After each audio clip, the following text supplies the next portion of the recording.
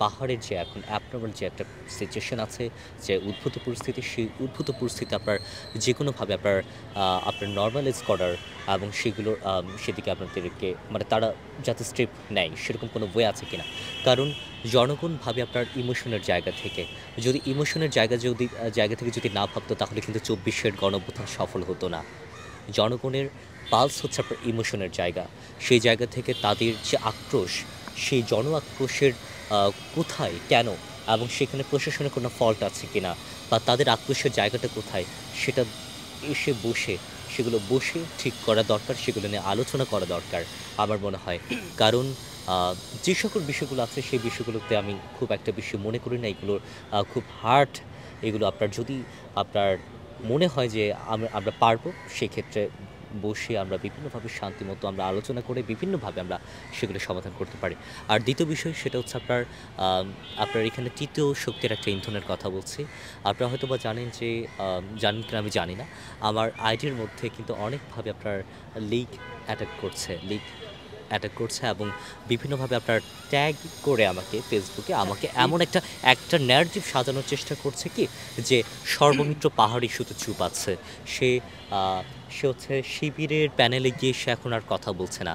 অথচ আমি যে পোস্টটা করছিলাম পাহাড় নিয়ে, আমি যে পোস্টটা করেছি, যে অ্যাকশনের কথা বলেছি, সেই অ্যাকশনের কমেন্টে তারা কমেন্ট করছে যে সর্বমিত্র চুপ আছে। আমার কথা হচ্ছে ঠিক আছে, আপনি আমার বিরোধিতা করতে পারেন, অন্তত আমার ফার্স্ট আমি কী লিখেছি সেটাকে পড়ে তারপর কমেন্ট করেন, সিম্পল। তো সে জায়গা থেকে আমি তো হা হুতাশ করার ব্যক্তি না। আমার এখন ধরতে গেলে একটা অবস্থান আছে।